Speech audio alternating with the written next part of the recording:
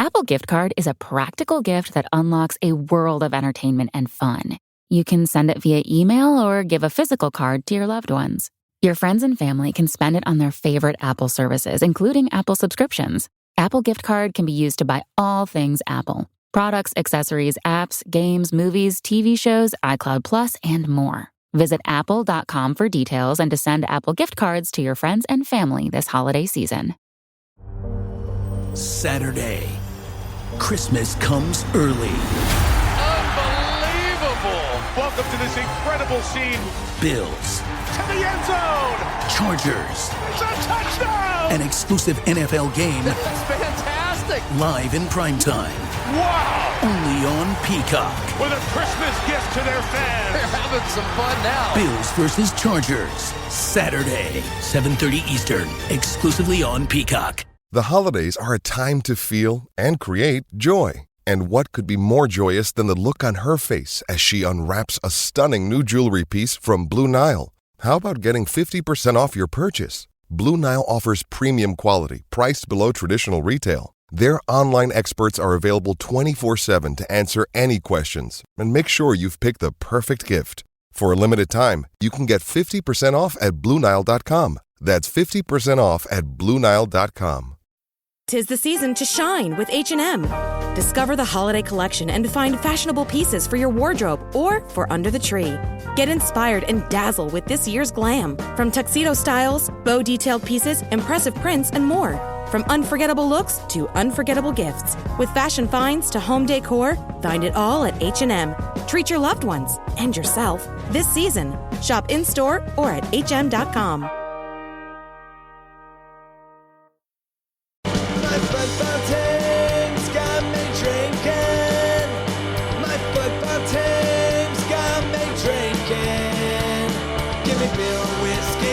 Anything to shake this mood I'm in. My football team's got me drinking.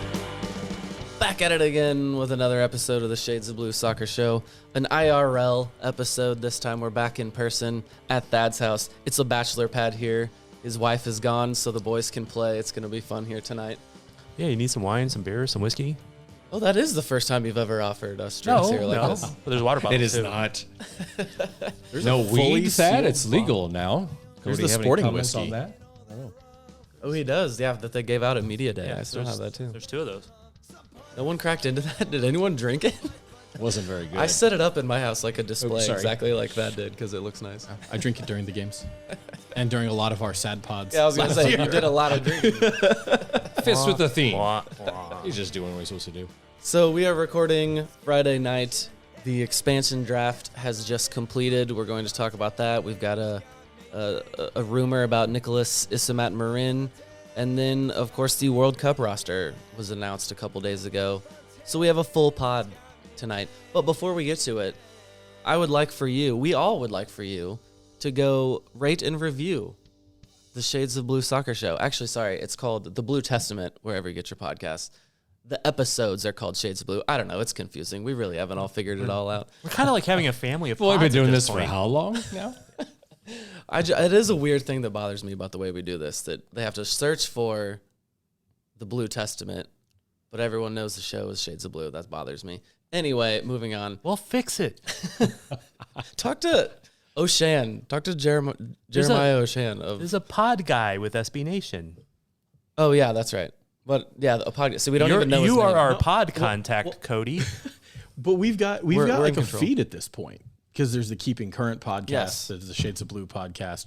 There's Thad a and network Robert of and Mike shows. recorded a podcast. I think they're calling the Adult Table, which The adult table. That was Thad's idea, by the way. which I got to tell you, Mike's stretching it, if we're being listening to it hurt a little bit. As a grown man, it did hurt my feelings a little bit. Well, there may be more podcasts coming in the Blue Testament network. Maybe, yeah. We're working on it. It's going to be an interesting off season. We may come at you with a couple different formats even. I don't know. Yeah. But anyway. It is in the plan. If you enjoyed us this season, we know you didn't enjoy the team, but don't rate the team. Rate the podcast that was talking about the team, because I think you at least enjoyed a little bit of it. So let's get to the expansion draft. Thad, Who was taken? What happened? What was something notable? Give us the rundown. Oh, there was 5 players taken, and 1 traded away, and then 1 traded for. And that is, of course, by St. Louis, our Yeah. cross-state rival, upcoming cross-state rival. We have a real rival. They can't be a rival until they can play a game. They can't be a rival until they can keep the lights on in their stadium. I know, I'm trying to be a talking head of MLS and build up the rivalry here before it happens. But are they a cross-state rival? But don't. Yeah, but not them. Anybody else? Because they screw it up bad, don't they, when they talk about it? Yeah. No, look, I'm a diehard Kansas Cityan, like born and bred, like have burnt ends coursing through my veins. St. Louis sucks, and I'm gonna die on that hill. So what the route we're going here is it's like little brother, like it's not like rivalry because it's just little brother. It's JV. We're varsity, they're JV. Is that how you're approaching this? Have you ever seen that episode of The Simpsons Like where K-State and KU? Grandpa Simpson hoists up a flag and they say it's only got 49 stars on it, and I'll be dead in the cold, cold ground before I recognize Missouri. That's actually a thing. A full-on Oh, yeah. hater. Did not know that. Okay, so yeah, just full on St. Louis hate. I'm Go down ahead and with piss that. off half our fans there. I mean, and half the table that we're sitting at here. That's fine. What's our Twitter handle?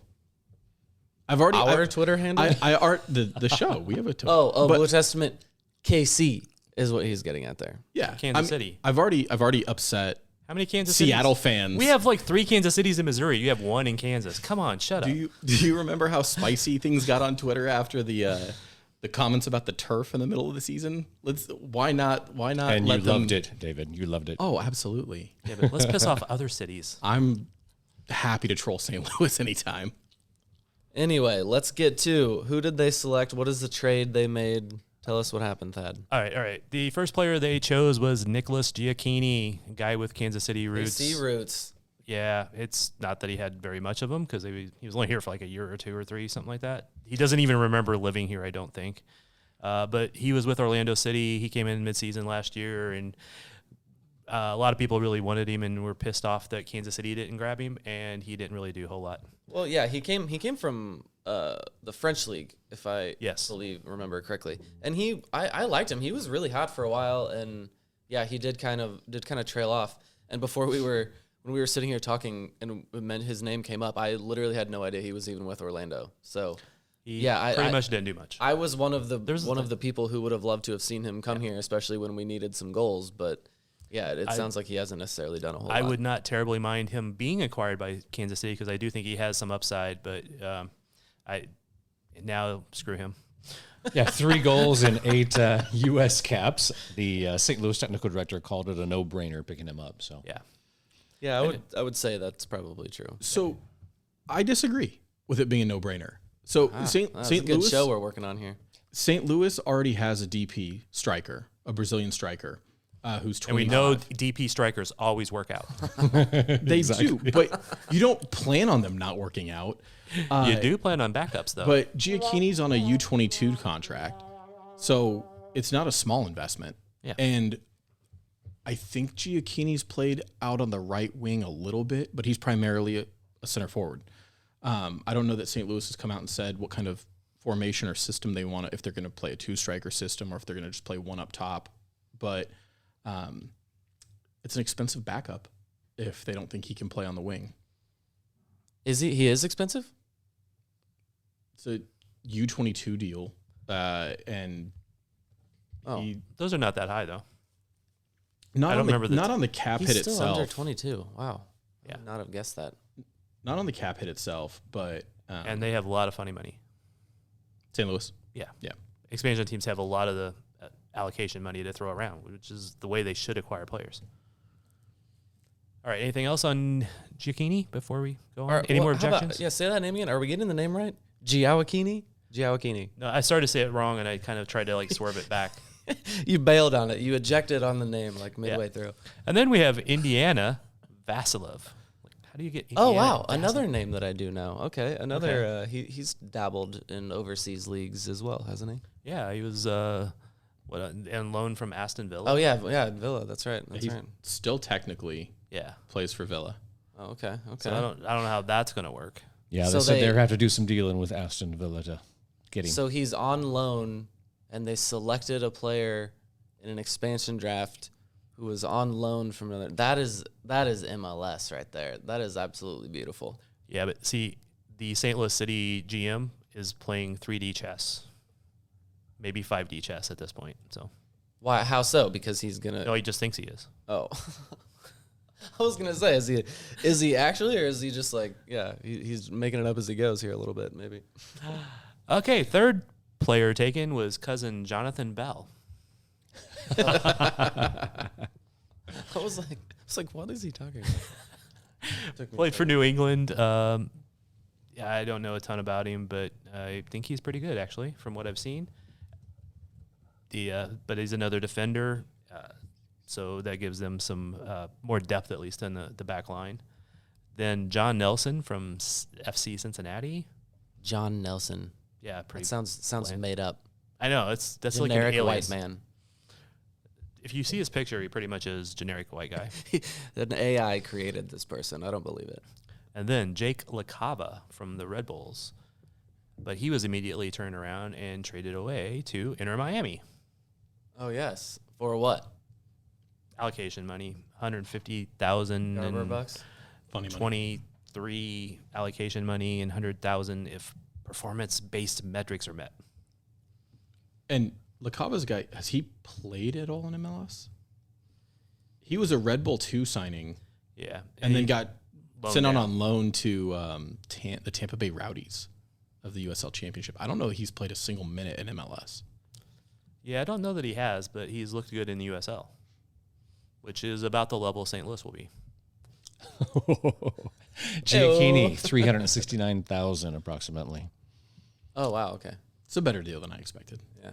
Yeah, but that's the U22 money. So what this all means is there was no Sporting KC players selected in this expansion draft. No matter how much you were rooting for it. No matter how much you wanted Uri out of here, he will be, well, I guess he won't necessarily be back, but he was not stolen from us. that information should come out sometime in the next 2 business days. Got to come out by what, Monday? That's when they have to That's be not business finalized. days. Yep. Were you surprised at all that nobody was taken? No. Ditto. What? Okay, so I mean, Roger just would have been too expensive for anyone to take. Is that was? well, he's a the free thing agent, so why would you take a free agent when I see. you That's can't right. keep That's him right. if he Yeah. wants to go somewhere else? That's the same with Tim Melia. So both of those would have been non-starters for a team, no matter how much people were worried about it. And Fontes, right? Yes, for Fontes Why? also. That's such a weird thing. If there's a free agent, why they shouldn't even register in this. Well, it's kind of a reverse thing. Is these are the player they protect players. Anybody else is exposed. So it's just like, okay, you could draft them, and then there's some technical rules about because you drafted them, you can make bona fide offers based upon their previous contract of course, and of stuff course, like that. yeah. So there is some of that where you could keep his rights, and you'd have first right of negotiations and things like that. So there's some of that in there that's in play, but they could at the end of the day walk away still. So Bona fide. yeah, I mean, if they make those offers, they could at least lock them into something. They could still walk away as a free agent though next week. It would just give them an advantage on talking to them. Yeah, I understand all that. I was just, it's bona fide, right? It depends on what part of the country you're from. Oh, okay. So you're from the fancy part. No, this is like the Cajun part. It's bona fide. Bona fide. Okay. This is like mess with Thad's pronunciation day. Well, stop saying things weird. I don't know. I've never stopped saying. It's always been there. Another player who was technically on this list for Sporting KC was Izzy, right? Wasn't he technically on there? Yes, he was. But before we go on, we should announce that St. Louis did make a trade of allocation money for Tim Parker to Houston. Oh, sorry. From Yeah, Houston. I thought we hit that. So yes, Tim Parker. Yeah, so That's pretty nice. $500,000. Yeah, and Houston will actually be paying part of his salary for the next 2 years as well. So Wow. yeah, They wanted him out of there. I don't want to give St. Louis credit. That's not a bad draft. Right. Giacchini is like a talented young player. Yeah. Vasilev is a super talented young player. And Tim Parker is the exact kind of guy you want to pick up in these kind of situations. He's a solid MLS vet.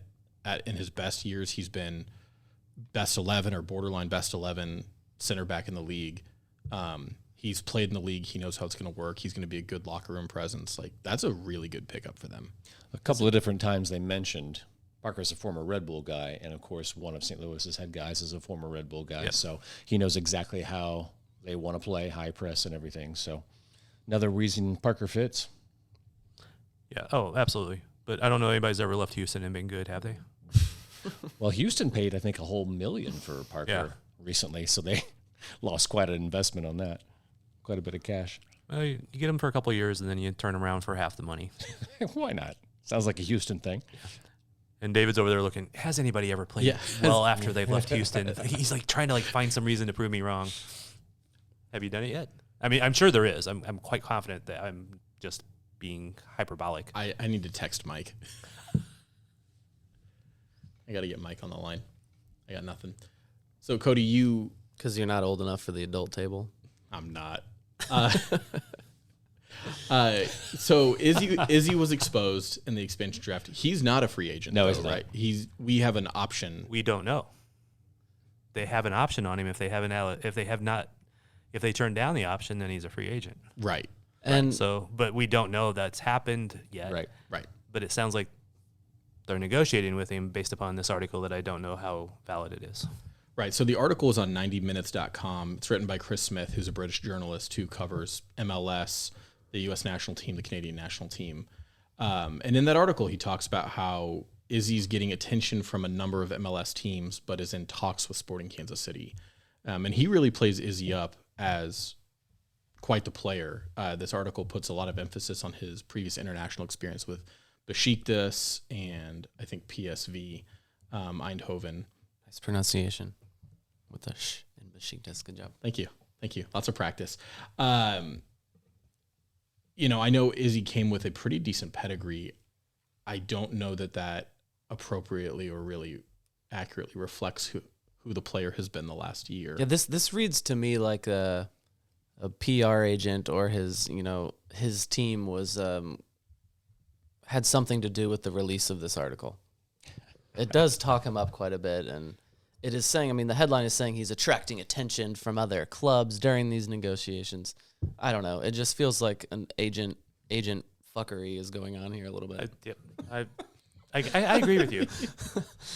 How else does this guy get that article? How does this guy get that interview?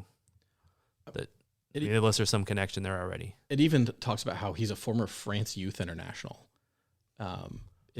Everything in the article is playing up how great Izzy was, but it doesn't talk about any of the ball watching or just open headers given up at the back post. All right. I got to step in here. Oh, my freaking God. First of all, when a person writes an article, they give the player's history.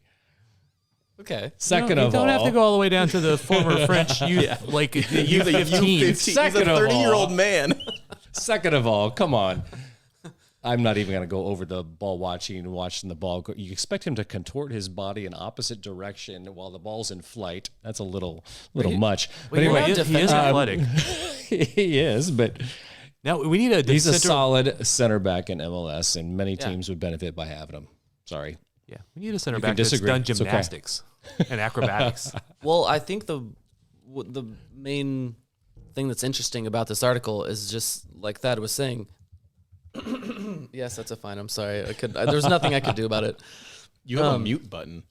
You control the mute button. I know. We can't do that. You can. Okay. No, wah. That's a double fine. The main interesting part of this is that, like Thad said, we have an option, but they're negotiating something. So I think that implies that the option is being declined, but that they're working to bring him back for maybe cheaper than what the option would have been. Yeah, if this guy writing the article really wanted to play up Izzy as an agent, build money for him out there somewhere, he could have done a hell of a lot better job than he did, if that's what his intention was. Well, okay. He could just be a bad writer. Could be. Or he could have not completely sold his soul. Right. Well, I think the question Thad asked is valid. Why would this person have all of this information? That's a question that needs to be asked when it comes Toronto to MLS FC journalism. one of the teams that's after Izzy? And the most logical thing is that he has some connection to his agent. and Could in be. the past. I'm just saying that's the most logical connection. It could be anything, but it seems like the most logical thing. And an agent comes and says, "Hey, Sure. you want to talk about Izzy? He's doing this. Here's some news that I can slip you to, have so that you get clicks," which is cool. I would do the same thing. I would take that info and say that. Chad? What? Oh, sorry. Well, no, we're in a league. We're in a league Where's that's that just drum? different than other leagues in that way. In that when it is relevant who is releasing information to us, and if it's not a normal thing that you're reading it from, then that Right. there's some relevance to it. Agreed, That's for gonna, there's some reasoning behind it. So we do just live in this weird universe of MLS. Yeah, and I will side with Robert as I have criticized Izzy at some points over the last season, but I do think that he is better than what sometimes he's given credit for. He's also not as good as he's sometimes given credit for. I've seen people say that he's like the best one and all this other stuff, and I don't think either of the center backs last year were in the best spot all year. They had their moments in both ways. I like this a lot, right? Because I think all of us were kind of on board with not picking up the option. But hey, if we can get him for cheaper than that, that like hell yeah, I'm definitely on board with that. And even really, if it's just a minor small amount less, it's a bonus because we don't like the option may have been okay. You got to pay him another $250,000 or some shit. Yeah. So we just don't know that. This guy wrote the article should tell us. I'm just going on record now, and we can play this back at the end of next year. I would rather have Courtney Ford starting. I like that you said gave us permission to play back later because that really could sound Okay. really bad. For future In it, pods, you 1 need year a little from now. notebook that just says, at this minute, save this file. Hey, we got a show rundown sheet now. There you go. Add to That it. should be, yeah. We promised to be more professional at the start of this past season, and I'm not sure we followed through. But now we have but We are more professional could because we lead to have defection boards and sometimes. phone and microphones. You didn't see the previous iteration though. You only heard it. It was definitely much more professional than in years prior. Was it partial accurate information or accurate partial information? I'm not sure which one that was. I hate that. Accurate partial. we're accurate. We're 100% accurate, even in our predictions about Courtney Ford being better than Izzy. Right, but as we were just discussing, MLS media His calves were more doesn't holy. really ever know much. Should we talk about the Yanks? Courtney Ford has stuff to prove. I'll just say that. Yes, we will talk about the Yanks after a very quick break.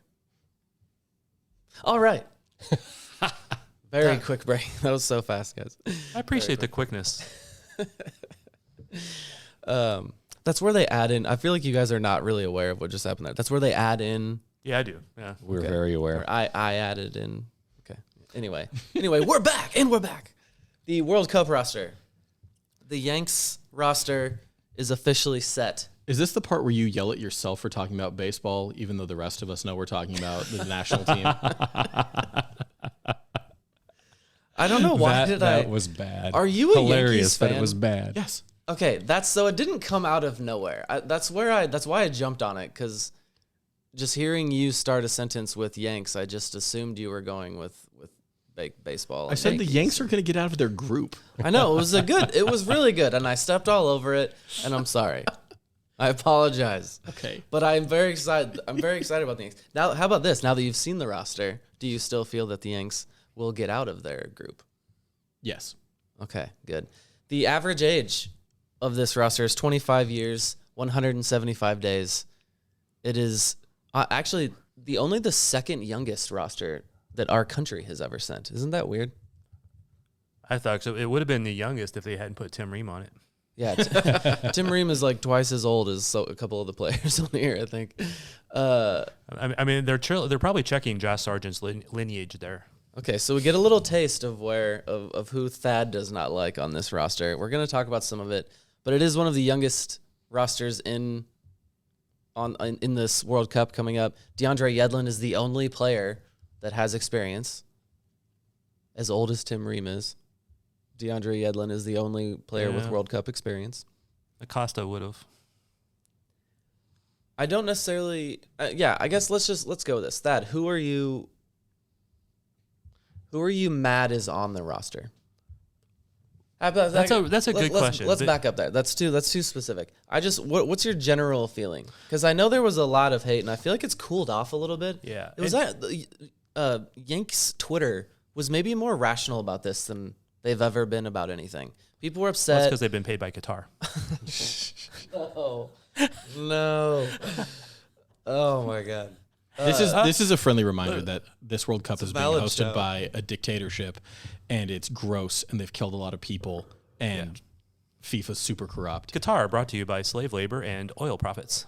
Yeah, I didn't put that on a rundown, but I did want to talk about that. So let me ask the question in a slightly different way than where you were going.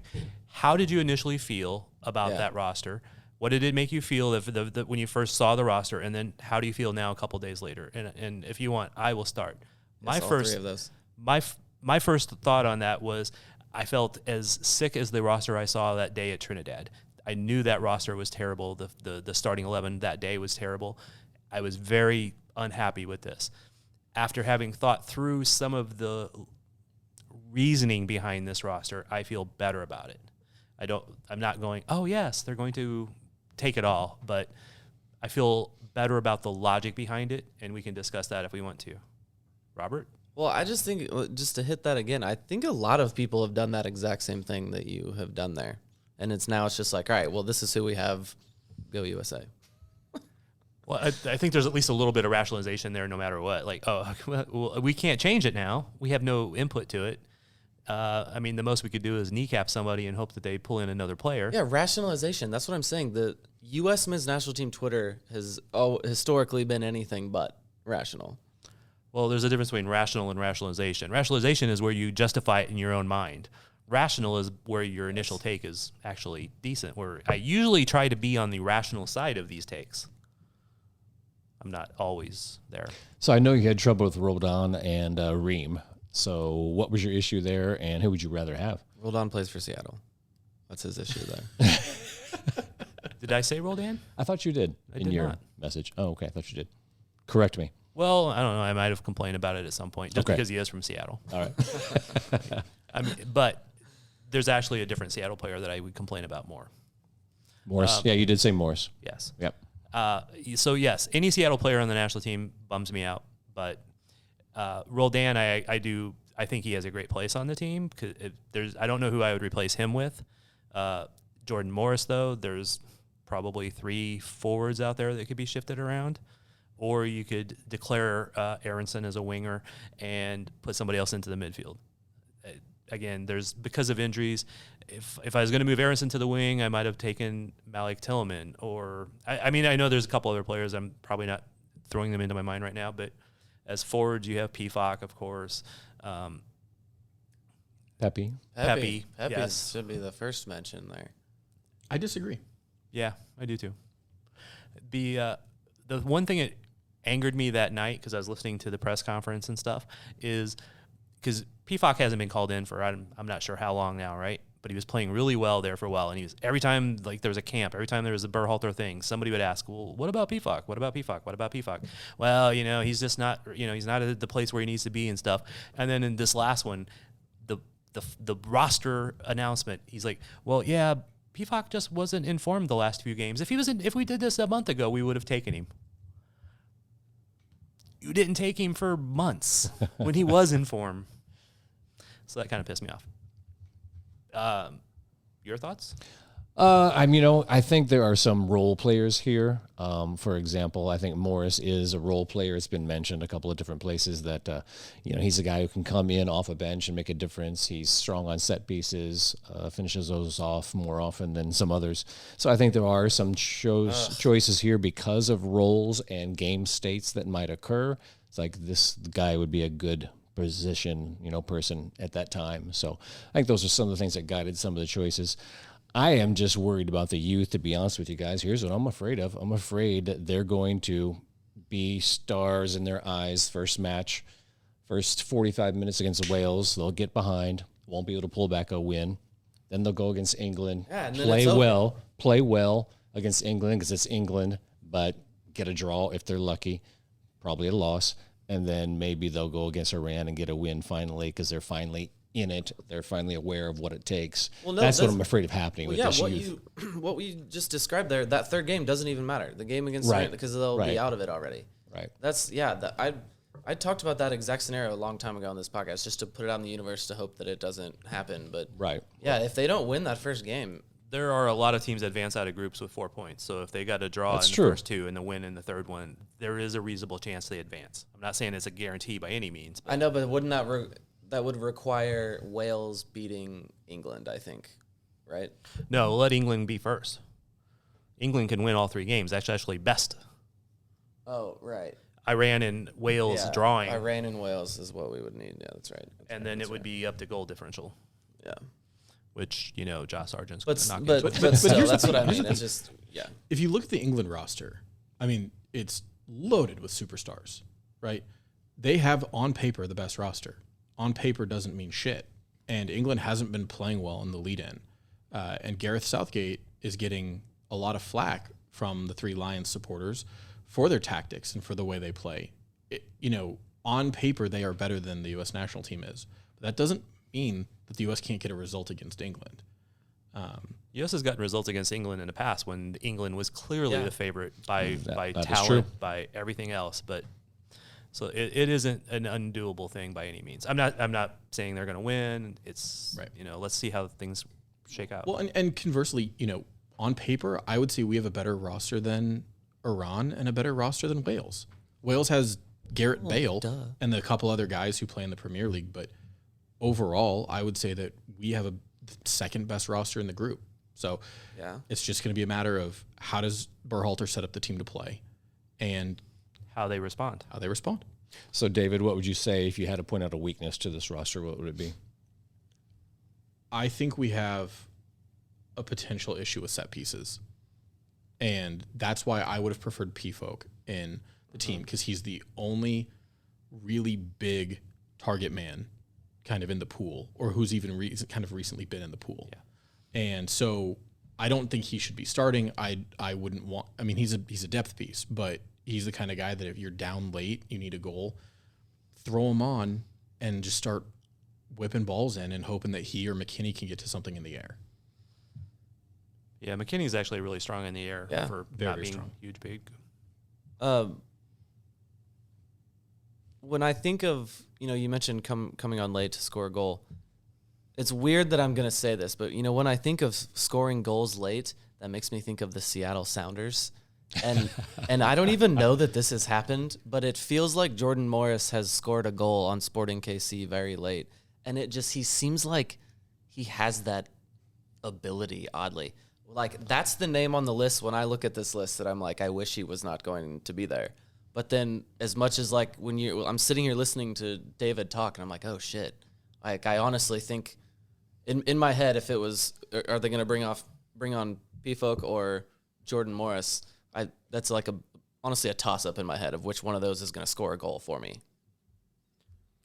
It just seems like he has that that knack in him for whatever reason. Do you think part of that sample size of who you? I mean, we watch MLS, and so you've seen Jordan Morris do it. But hasn't he? I feel like doesn't he do well for the national team, or am I just Scott, entirely backwards? I don't think he 11 has since the second knee surgery. He's had 11 Right, goals exactly. and 49 caps And So I mean, he has 11 goals for the national team. and 49 See, caps. that's Yeah. that's not bad, but I think Yeah. a lot. I mean, I think most of those were before the second surgery. yeah. You're right. You're right. And I mean, I could be wrong, but I think it was. And I just have felt that he's, even when he's played, the only time he's played well is when it's been against the teams that, Sporting should beat, much less a national team beat. Now, again, when I look at the roster, he's the one that bothers me. And I would actually, I want to talk about Ricardo Pepi because I think he's one that I think could come off the bench and score a goal maybe as well. But just getting back to just overall reactions to the roster, in the lead up to this, when it was the whole pool of Americans, and I'm looking at the World Cup, it's like, wow, there's so much talent that we have.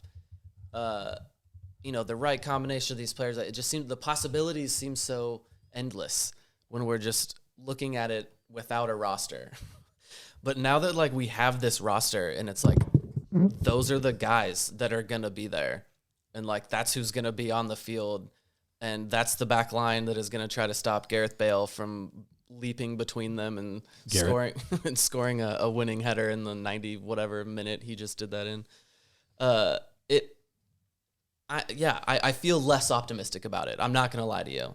It's not necessarily because Ricardo Pepi's not on the roster or Pfolk's not on the roster. It's just, I don't know. It seemed when it was a little bit more abstract. It's like, oh, we have some of the best young talent in the world, like one of the best pools in the world right now. But now it's like, okay, this is the roster. It's this roster against that roster, and oh crap, we're really young and no experience. So I agreed with Thad when I saw Tim Ream make the roster, and I was not thrilled. But when you look at who's out, like who's not healthy, Chris Richards, Miles Robinson, and if those two guys are healthy, they're arguably our starting lineup. Yeah, or at least paired with Zimmerman. And those three are probably the top three center backs in the pool. Two of them like are out; they're injured, and so Aaron Long and Tim Ream are, in my opinion, two of the weaker players. Two of the names on the roster that I didn't love. But look who else is available, right? Mark McKenzie, right? Not lighting the world on fire. EPB, love him, not lighting the world on fire. No. And that's one of those guys. Like he has so much talent and all that. But if he was on this roster and it's like he was in that lineup and having to stop Gareth Bale, then it's all of a sudden I'm like, okay, no, absolutely not. If you want him to be the fourth center back on the roster, not the top two. And that's the problem. The problem with Long is he's assumed to be the top. The second one next to Zimmerman, right? I mean, I don't think anybody's really arguing that Zimmerman's the best one because he is. Long, I don't want to say hate him. I don't think he's played well enough to be in that spot. But the next problem is who has. And when you talk Tim Ream, I've always felt that he played super well for club teams, but not well for national teams. And it's the difference in opponents. But one of the reasons I came around a little bit on that, specifically with Ream, I still don't like Long, but specifically on Ream, is a lot of times when we saw him playing badly for the national team was in CONCACAF qualifying, which is a different. I mean, I know people always like, oh, it's a different animal, point. blah blah blah, but it is. It's a lot of little speedy guys, and Chippier. A lot of just a lot of crap going on, bad pitches. Yeah, and all that type of stuff. When right? he's more maybe used to dealing with like an organized team of the Premier League, and he's used to playing against the English national team players, the Wales national team players, that sort of thing. He's used to those kind of guys, and then you add in his experience, leadership, blah blah blah, all that stuff, locker room glue guy, all that other thing, the dad to the team. So I came around on Ream a lot. That's why, though, is when I started thinking about what he's been playing against. And there's you can see that even sometimes with players coming into MLS. They played in a very controlled, more, teams won't just go crazy pressing you all the time. I mean, they can be a high press team, but you won't see like 5 waves of Guatemalans running at you, right? And that's nothing against Guatemalans. But I mean, England, they might press you 1 or 2 guys and then you pass it around and stuff like that. It's just a different animal. And so that's where I come around on Ream. I'm still don't know why Long's there. Well, that's the thing too. It's tactical. Right. If you want a good passing center back, it's going to be Ream. If that's the game you're going to play against that opponent, you're going to play that possession, that's who you want. Long, he's the guy who's going to battle in there. There's going to be, you're sitting back a little bit more and you're going to be defending crosses. So they got some flexibility there. Yes, I'd rather have Robinson there in a second, but that's why Long and Ream are there, I think, is the philosophy. But before, because Aaron Long did his Achilles, right? A year and a half ago, 2 years ago. But prior to that, he and Zimmerman had like a decent partnership with the national team. So I'm sure that factored into it too. Let's time machine Long. I mean, if we can do the time tunnel and you bring mean him before forward. that very serious and critical injury that he had? Yeah. So how concerned are we about our wide backs? I mean, Dest, obviously offensively talented, not the greatest defensively, and Robinson and Scally on the left. What do you guys think of that? I think the defensive move for Dest would be Yedlin, right? Right, exactly. I think if that is the worry with sad. him in some match, it's going to be then they would use Yedlin. That's been a pattern, yeah. But I mean, who else is there? Right. Caden Pierre. I'm just saying I'm worried about it. Would love to. Yeah, that's one of those like that's who's going to be going up against the best in the world here. If we're going to beat him, then it's like that's who's doing it. And there's not a lot of other choices. Yeah, I mean the fringe guys, George Bello, room to grow, but not great. Sam Right. Vines, room to grow, not great. I mean, Reggie Cannon maybe, but Reggie Cannon's fine, and he's a backup, right? If he makes this roster, he's a backup fullback. He should not be playing over Dest or Jedi. So, some of the But like would you Shaq, rather have him? Would I rather have Reggie Cannon over Shaq Moore? I don't care because neither one ought to be playing. I like Shaq more. It's a good name. Before we continue the conversation, let's slide in another reminder about the atrocities of Qatar here. Actually, I read an article that was saying like even the most organized effort to boycott this and to otherwise protest it, they've kind of just landed on all that they can do is just like they're just telling people to boycott in their own small ways, and it just feels so helpless. Like even this most organized, funded organization, there's just nothing you can do about FIFA. It's just so corrupt and disgusting that it's just like, these people have to put it on TV. Organizations are going to have to like talk about it, but it's like they're just asking people to like protest in their own small ways. And it feels so sad and terrible. But then at the same time, that's what we're doing right here. We're talking about it, but that every now and then we're going to sandwich in just all of, a reminder about all of the bullshit that is going on. Are you going to Qatar? No. David, are you going? Well, I did download the app so I could narc on all of you for criticizing the government. He's the one that Qatar paid. Robert, you going? Nope. Yeah. Okay, then I think we fucking boycotted it. Okay, well, are you gonna watch I'm the a little games? disappointed. Here's a question You gonna too. This tune is a in on little your way streaming too. app? But do you think viewership's going to suffer because of those atrocities? No. Yes. You don't think so? Some. I think it will. Yeah. I mean, you're playing a Winter World Cup on. That's another factor. And then the game times, right? Yeah. I mean, the viewership is. The game times would be bad if it was in South Africa or England or. Sure. I mean, but not as bad. And I think viewership in the U.S. is just going to depend on the national team. If they get into that round of 16, then I think a hell of people are going to watch that round of 16 game. And I will watch the games, and I hope that we like cover some of the stuff there. But I also will every time and everything mention the atrocities, Qatar being evil, FIFA being evil, and if they don't let me go to another FIFA game for 4 years, that's fine. Sepp Blatter. For 4 years. Sepp Blatter this week, 12 years after awarding the World Cup to Qatar, decided, you know what, maybe that wasn't the best idea. I said, what a legendary move. What a legendary move to take a massive bribe from the government of Qatar so he could award it to them after getting indicted. Then later down the road, 12 years, David. You know what? I know I took their blood money. Perhaps that was a mistake. Swoops in with his cape to save the day of the moral high ground of, you know what, I was wrong. I'm growing as a person. Sepp Blatter, Jesus. Did you hear what Infantino moved to Qatar? I mean, he's literally living there.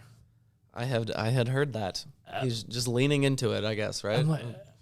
Well, like, why would you live there unless you think you're afraid you're going to get deported at some point or arrested? They've given him a free mansion somewhere, I would imagine. But every time, it's like every day you hear about the things that went wrong, the atrocities, the slave labor, just everything that is wrong with that country and how the process went and all that stuff.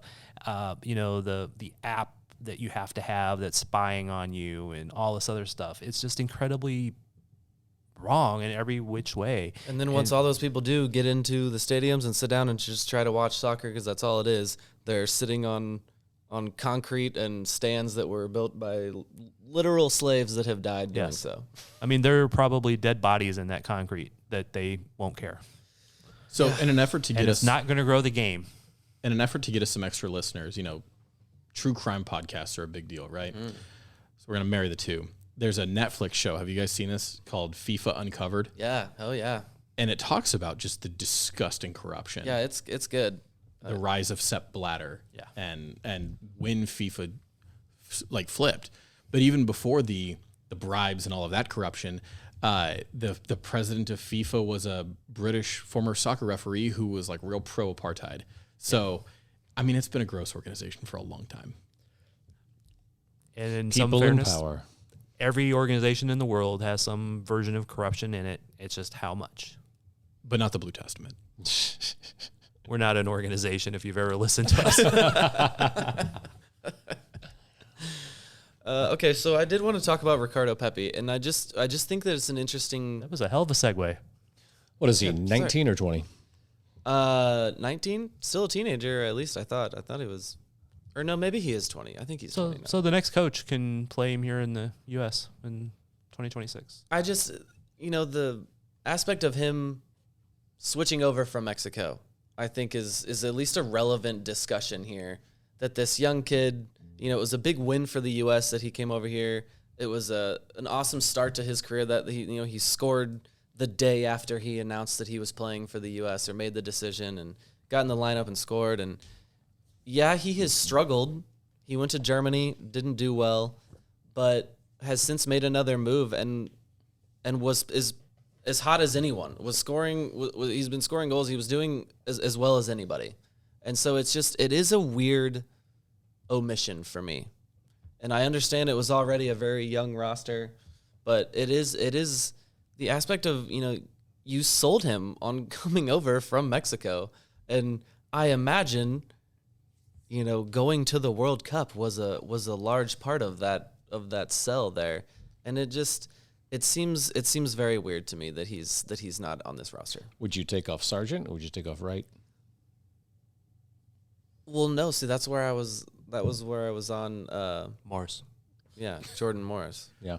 Let me float this to you, right? Because if a guy hasn't earned it, if he's the blue chip prospect, but he's still a prospect, and he's not really earning it, and you give him the roster spot, 2 words: Julian Green. Yeah.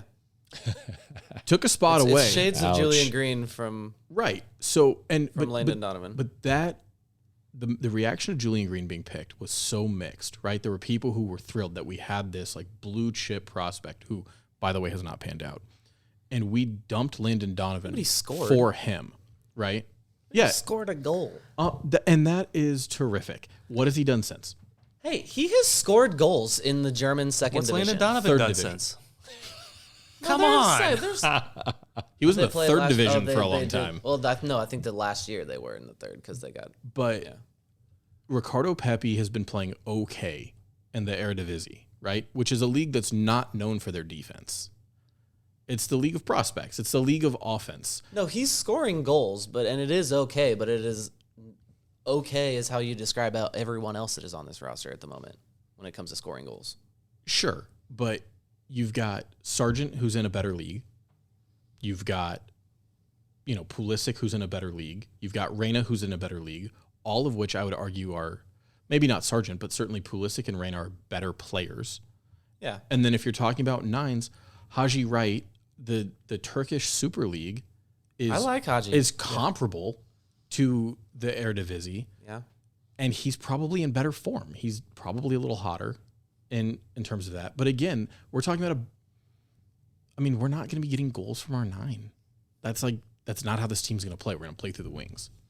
I know, and you're calling him like blue chip, whatever. Yeah, he is, but it would be a decision of bringing this guy along that is potentially the future of the position, getting him some experience at a young age. That is definitely like I understand it would be like a morale decision for him to some extent, but if you're not going to use Jordan Morris off the roster or off the bench, then Ricardo Pepi should have been there.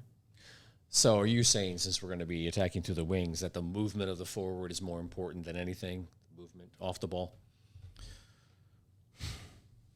And that's why Jesus, that's why Sargent for Kyrie 2. Shelton could have went. Oh, Christ. God. Good God. Yeah, I think my guess is made you that leave Jesus for that. Ferrer is our starting number 9. You have to stand up. Because of he's his gonna- movement off the ball. Yeah, because he's also Yeah. going to play it more as a 9.5, right? And that was the critique of him late in the year for Dallas, is that he was dropping too deep. But I think Berhalter knows that the 2 best players on the roster in terms of attacking are Reyna and Pulisic. And that's where the goals are going to have to come from. And Aronson, who I also think is a winger and not a midfielder. Exactly, yeah. There was also kind of a surprise at keeper. Zach Steffen, Yeah. nowhere to be found. Yeah. we were talking about this before the pod started. I am surprised Zach Steffen did not make it, given his long-standing relationship with Greg. He's not been playing well. He's not been playing well for his club team. He often has not looked great for the national team. He wasn't even on the bench for the Carabao Cup. Carabao Cup doesn't mean anything. That's the games he's supposed to get, though. Yeah. Well, he's on loan for in the championship. I mean, he's not playing for City right now. He's starting for Middlesbrough. I Is he on loan at think it's Middlesbrough? clear that he is not the number 2 in City anymore, though. I think that's kind of what that was getting at. Right. Sure. I think our goalkeeping situations, we're in an interesting spot because Turner is presumably the starter, but he's a backup for Arsenal. He's not playing a lot of games. He's probably the better shot stopper. Horvath is a better shot stopper than Steffen also. Steffen is supposed to be great with his feet. He's supposed to be, right? That's what he's billed for. That's what he got hyped for, is being good with his feet. So Matt Turner's 1, but That's why City won. Who's 2 here? Horvath. Okay, I hope so. Sean Johnson's along for the vibes. And that's my only critique is I don't think Steffen should have made the right. Vibes? Is that what you just said? Yeah. Like he's going to play good music in the locker room? He's a locker room guy. Okay. 100%. Why do you think Nick I Raimondo... didn't really know this about Sean. Is he? I know. I mean, that's what your third keeper is. That's what well, yeah. No. Raimondo was there to stop PKs if they went to PKs. How often did Raimondo make a game day roster? But, and that's my only thing is that Sean Johnson probably ought not be on the roster because I personally don't think he's that good. And I think Zach Steffen's ceiling is a lot higher than Sean Johnson. So if we get into a situation where Matt Turner, spontaneously combusts and then Horvath pulls a muscle diving to save something and we have to put on a third keeper, I would rather have Steffen than Sean John. Actually, I think Aaron Long will fill in that spot. Terrific. Who's going to be a surprise name on this list that we say more in this World Cup that we haven't necessarily discussed a lot as the star of this team? Haji Wright. Haji, that would be so good for the national. If that is the case, that would be good because that means he's scoring goals and we have a striker scoring goals. I know. He's like the one guy he's one guy that I don't think any of us complained about in any way, shape, or form. I think everybody else not Pulisic or Reyna or Sargent too much, or Adams, McKinney, that guy. But I think on the fringe of the players that there was a question about, I think Haji Wright's the only one that none of us went, yeah, we shouldn't have him here. I mean, if Luca De La Torre gets on the field, I think he's one that people will like. I think in 4 years, Weah will be a big man, big name. Weah is the one guy I want to see at the 9. Weah came up as a 9 and has been shifted out to the wing, but Weah's pedigree was as a 9, and he's the one guy I would love to see. Dude, he's like top. He's my unicorn of a striker for us. I was thinking Moby Dick. That's the reference I was going for there. I can't. He's my white whale. Like he should have been the striker. I wanted him to be the striker so long ago. And it seemed like he was on the path, and he's just never quite done it. So I am happy to see his name on that list, and Horvath was another one that was just like, yeah, good for them. I'm glad to see both of them on there. That would be great if Tim Weah or any of the guys on that forward line end up being someone who the country falls in love with, because that would mean we're probably winning a game or two. So what realistic are we going to see in this World Cup? One that is on the field, hopefully, and stays on the field. If you're managing the other 3 teams in the group, do you not just go in with hard challenges every time on Christian Pulisic? You can frustrate him too. That's like going to be in the scouting report about him. Right. Or you frustrate him, but then he also that would be the CONCACAF way. He kind of feeds off of that as well, as we've seen in the past. But that works in CONCACAF. You put in hard challenges. Will get hurt. He'll get frustrated, and you can possibly mark him out of a game. And my biggest fear with the whole team is that Weah is injury prone, Reyna's injury prone, Pulisic's injury prone, McKinney's injury prone. Shut up. Let's just say it all. Turner's injury prone. Say it all as many Aaron times Long's as we injury can. prone. Anthony. But I think that's how JMO sees the field. I think that's how Jordan Morris gets on the field, is that Pulisic gets hurt, Reyna gets hurt. Don't do that. And don't do that with him. Don't call him J-Mo. Don't give him that. That's my fear is that I think Pulisic is going to be motivated, and I think he's going to be one of the better players in the group. But, he is a lot like that Welsh winger, Gareth Bale, where like when he's on, he's great. And when he's not on, he's probably nursing a hamstring injury. So a lot of people are saying that Adams is going to come out of this World Cup as a bigger star than he already is, if you could argue that. What do you guys think? I love Tyler Adams. Yeah. Very possible. Do you guys, here's where I truly fell in love with Tyler Adams as a player. Ike Opara telling his story about this like 16-year-old kid barking at him while he's running around.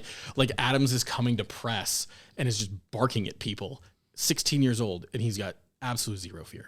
Yeah, we always talked about, I know we talk about this a lot on here, the team kind of lost a bit of the bite, or like the things that identified the Americans in the past. There are names on the roster that fulfill that for me. Kellen Acosta and Tyler Adams are those, like, they're going to like get in fights and almost fights and shoving matches, and they're never going to stop, grinding away. And so I do feel like we have some of that in this roster, and that makes me feel good. Noted Philadelphian Kellen Acosta. Philadelphian. Did you see that clip? Philadelphian. No, I didn't. So they were doing a press conference for MLS Cup. Oh, I did. And on the placard right in front of him, it says Kellen Acosta LAFC. And the guy's like, how does it feel to, the Philadelphia Phillies are in the playoffs, and, you're in the, and he's like, I play for LA. I don't play for Philly. Was so nice. Yeah, but that didn't happen right away. The guy had to re-ask the question because Acosta was like, what? Yeah, he was super nice about it though. Just that quick reminder that, every time we think we've come a long way with the sport, it's just you get that reminder like that we're still, how far we still need to go. But it makes me feel good about my role, and I'm using air quotes in an audio medium as a journalist, that I'm better than that guy. Maybe not at writing, but definitely at understanding what I've been watching and asking questions. Yeah, but I assumed that guy is a local news guy that got sent on this report to a thing he knows nothing about. Because I was curious, like, if anybody had ever mentioned who it was. So are you better at putting together a remote news report and signing off? Give us a sign off here of a local news, and that's how we're gonna end this podcast. I'll filibuster here for you a second so you can like plan it out. But you're gonna sign off for us. I'm David, and this is, I don't know. You're gonna have to come up with whatever. You want me to stall a little bit more for you? Well, so I mean. Well, you shouldn't have started talking, because we could have started talking and then we would have filibustered. What's it, the Union or LAFC that won the World Cup? Which team did they put that out there about? Is that LAFC or Philadelphia? I'm going to throw it to you. You're going. Do I just need to just the sign off? No wrap up. I don't have to come up with some sort of story. Well, yeah, you got to have something. You got to have one sentence before. You need to review what we've learned today. You need one sentence before I'm David Greenwald. And then you need 4 letters. You need a call off here. I always practice in the mirror with ESPN. I was like, just TBT. Give me an example. Oh yeah, TBT. Just TBT or SOB. TBT. Sure. Give me an example. SOB. No. You don't get him to give you the words, okay? But you almost got me too, because I practiced it a lot. It almost came out. I'm not giving him a free out now that you've challenged him. Although I'm going to give him some time because I'm going to tell a story. Cody's had mirror time. Give Cody time. Tell your story and filibuster for David while that's what I'm trying to do. He's going to end this on a really good note, because we're professional now. I'm on a lot of the press releases for like the national team, so and since the whole pandemic thing, they're doing them over Zoom. So I'm like, hey, I start listening in on the Zooms. I don't ask questions because I'm such a nobody that they would like never let me ask it anyway. Mm-hmm. But whenever they go someplace, there's always the local reporters that get on, and they know who they are, so they let them on, right? And it's humor to me, the questions that the local reporters ask, because they know nothing about soccer. The people get on there, they know nothing about the team. or any of that other stuff. But they always go, oh, how are the training facilities at Miami, Cincinnati, Houston, Dallas, Kansas City, LA, whatever? And everybody knows they got to go, oh, these are world-class facilities. We really enjoy them. Well, have you toured the stadium yet that you're going to play in? Oh, yeah, it's really wonderful. And it's like every time, and it just cracks me up that how stupid these questions have to be, that they have to be asked in every single market, even if they were there just 6 months before. I always like at training, if there's a big game coming up, then the local news will send out a cameraman. Yeah. And it's like the cameraman is asking a question of Peter. It's just like a guy. He's not even a reporter in any way. He's just a guy with a camera, and he has to stand there and ask the question of Peter Vermees. Yeah. And if there's nobody else there, they look at me to ask every question. And I'm like, I don't want to ask questions to give you news stories. Okay, well, to wrap us up here, we're going to throw it out to David on location. David, how you doing out there? Not in Qatar. Not in Qatar. Not in the desert of Qatar. No, but the Yanks are going to get out of the group. This is going to be a good World Cup for the U.S. national team. We're going to have a lot of fun. We're going to have some good podcasts. Out of the group just is good. That's how we define that. We have to win a round of 16 for it to be good, or we just have to get out of the group? Just have to get out of the group. Okay. Because from there, it's a coin flip. It's matchups and can you get hot? Okay. Thank you, David, on remote from an unknown location so far. That's a weird cut-in if I'm finishing up my news story and throwing it back to you, Cody. So it was a tete-a-tete with the anchor. No, they do that. Local news does that. It was the anchor asked the question of the remote. And now we see why these guys are not on the news. See, you were talking shit. It's harder than you look.